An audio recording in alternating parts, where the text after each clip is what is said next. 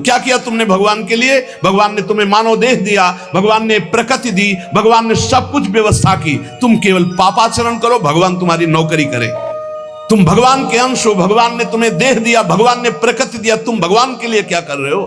तुम हमारी समाज के लिए जो भगवान ने रचा है उसके लिए क्या कर रहे हो? अपनी वासनाओं की पूर्ति। तो दंड नहीं भोगोगे और क्या भोगोगे? तुम्हारे गाली देने से भगवान कोई छोटे हो जाएंगे? तुम्हारे थूकने से आकाश गंदा हो जाएगा? तुम कर सकते हो तो सिर्फ अपना बुरा कर सकते हो और कुछ नहीं कर सकते। लिख लो हमारी बात। अगर कुछ भी मंगल हो रहा है तो भगवान के बनाए विधान से मंगल हो रहा है। संत समागम, हरि कथा, नाम जप, भगवत आराधना, ये उनकी कृपा से हो रहा है। तुम कर सकते हो तो शब्द लिख लो, केवल अपना बुरा कर सकते हो, वही बुरा कर रहा है। भगवान को गाली दे रहा है, भगवान को नहीं मान रहा, नास्तिकता बढ़ रही, मनमानी भगवान ने मेरा कर्जा नहीं, कर्जा लेते समय भगवान से पूछा था? कर्जा लेते समय भगवान से विनय की थी? धर्म से चला है तू? भगवान की आज्ञा का पालन कर रहा है तू? अरे भगवान तो सबके पिता हैं, परम उदार हैं। गाली देने वाले को भी प्रकृति से नहीं रोकते कि इसको श्वास मत लेने देना, ये मुझे गाली देता है। नहीं, अच्छी ऑक्सीजन देते हैं, पानी देते हैं, भोजन देते हैं, उसके लिए पृथ्वी फट नहीं जाती है, उसको भी पृथ्वी अपनी गोद में रखती है। जो भगवान को गाली दे, कैसे नीच बुद्धि वाले अपना काम बनाने के लिए आए हो और अपना काम बिगाड़ रहे हो। जिनसे काम बनना है उन्हीं में नास्तिकता कर रहे हो। कौन है आधार यहां इस जगत का? वही सर्वाधार परमात्मा। तुम अंधे हो, दिखाई नहीं दे रहा? ये सूर्य किसके बल से तेजवान है? ये वायु किसके बल से चलती है? किसके बल से पृथ्वी?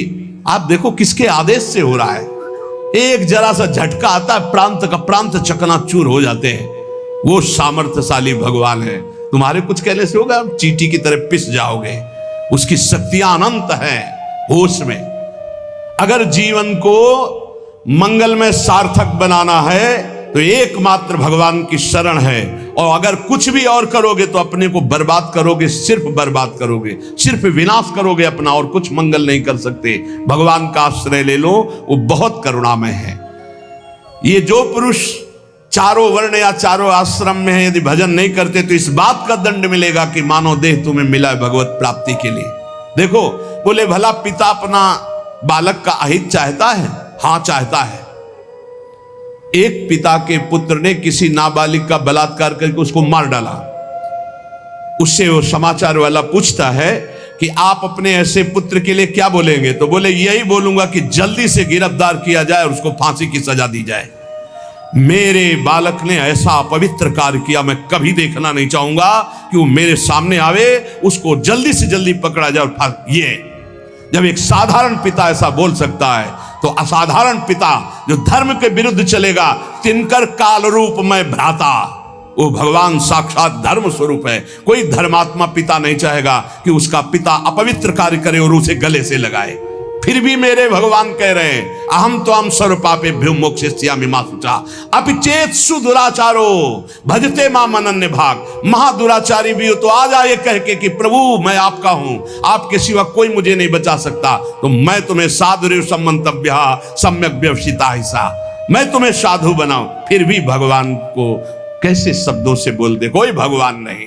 मन मानी आचरण करो, पता चल जाएगा भगवान है कि नहीं। अंतिम समय तक तो पता चल जाए। एक डॉक्टर बोले थे हमसे, जब गंगा किनारे भ्रमण करते थे, बहुत अमेरिका से पढ़ के आए थे, मार विज्ञान छांटते चले जाए, कौन भगवान, कैसा भगवान, क्या।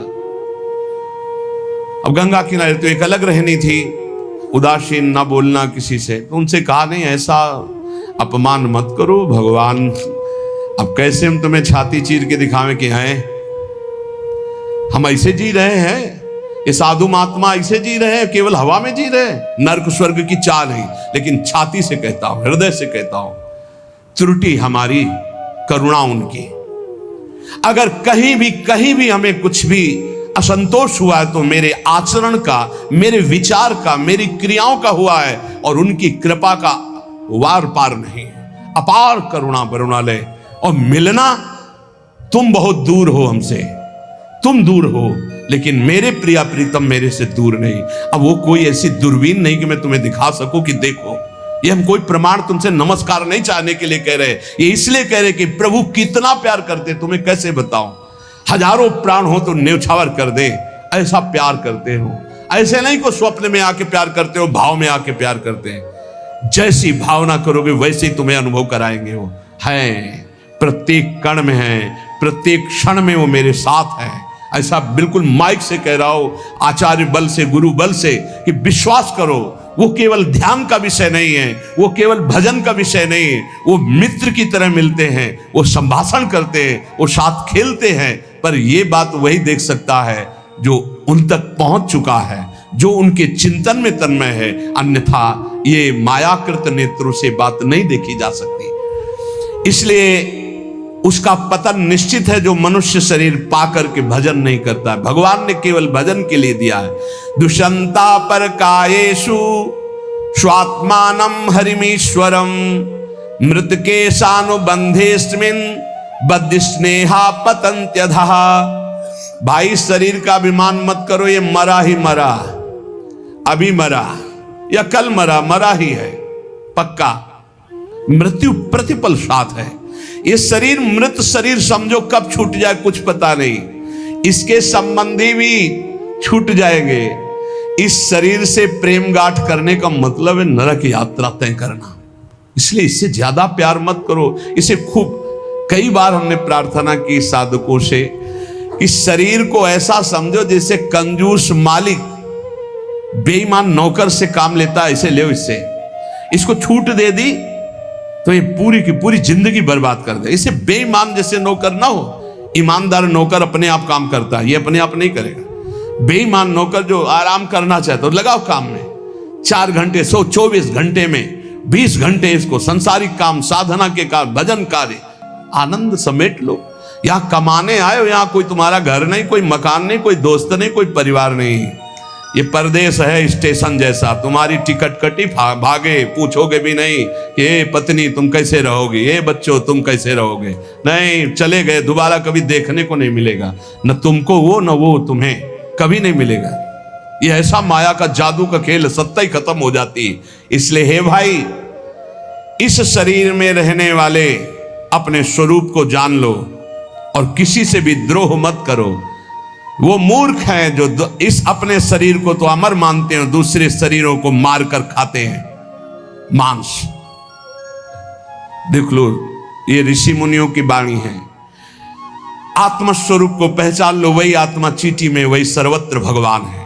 वो मूर्ख हैं जो अपने शरीर को आत्मा मानकर पोषण करते हैं, दूसरे शरीरों की हत्या करके उनका मांस खाते हैं। बोले हम हत्या नहीं करते, हम तो दुकान से ले आते हैं, तो बराबर फल मिलता है। कर्ता, प्रेरक, अनुमोदन, तीनों को बराबर पाप मिलता है। एक जो काट रहा है, एक जो खरीद के ला रहा है, और एक जो बनाकर पका करके खा रहा है, खवा रहा है। तीनों को नरक बराबर दंड मिलेगा। कर्ता, प्रेरक, अनुमोदन। ये कैवल्यम संप्राप्ता ये चातातिश्च मूढ़ताम त्रैवर्गिका क्षणिका आत्मानं घातयन्ति ते। जो लोग ये भगवत प्रदत्त शरीर प्राप्त करके कैवल्य परम पद प्राप्त नहीं कर लेते और ज्ञान बघाड़ते रहते हैं, वो पूरे ज्ञानी भी नहीं है और पूरे मूर्ख भी नहीं है। उनकी बड़ी दुर्दशा होती, ना इधर के रहते ना उधर के रहते, मजरे ढो। सदैव वो अर्थ, काम, वासना इन्हीं में फंसे रहते हैं। एक क्षण के लिए उनको चैन, शांति नहीं मिलती। जो मनुष्य शरीर पाकर अपना उद्धार नहीं कर लेता, वो अपने पैरों में मानो अपने हाथ से कुल्हाड़ी मारकर काट रहा है। वो आत्मघाती है, वो दुर्गति को प्राप्त होता है। एत आत्महनो अशांता अज्ञाने ज्ञान मानिनः सीदंत्य कृत कृत्या वही कालध्वस्त मनोरथा। ऐसे जो ज्ञान बगाड़ते रहते हैं और ब्रह्मबोध नहीं किया, निरंतर भजन नहीं करते, इनको आत्मघाती कहते हैं। जानते हैं पर मानते नहीं हैं। ये इन आत्मघातियों को कभी शांति प्राप्त नहीं होती, इनकी कर्म परंपरा कभी नष्ट नहीं होती। काल भगवान सदा सर्वदा इनके मनोरथों पर पानी फेरते रहते, हृदय की जलन विषाद कभी मिटने को नहीं होती। इसलिए हित्वात्यायास रचिता गृहापत्य सुहृच्छ्रियः तमो विशन्त्य निच्छन्तो वासुदेव परांमुखा। वासुदेव भगवान श्री कृष्ण के चरणों का आश्रय ले लो, उनसे विमुख मत हो। विमुख होकर यदि तुमने धन रुपया पैसा मकान सब समेट भी लिया तो भाई जब जाओगे कुछ साथ नहीं। एक बार कृष्ण कहा, एक बार राम कहा, एक बार राधा कहा, ये सत्य वस्तु तुम्हारे साथ जाएगी। इसलिए बार बार राम राम कृष्ण कृष्ण हरि हरि राधा राधा बोलते हुए अपना काम करो तो तुम्हारा लौकिक भी पुष्ट और पारलौकिक भी पुष्ट हो जाएगा।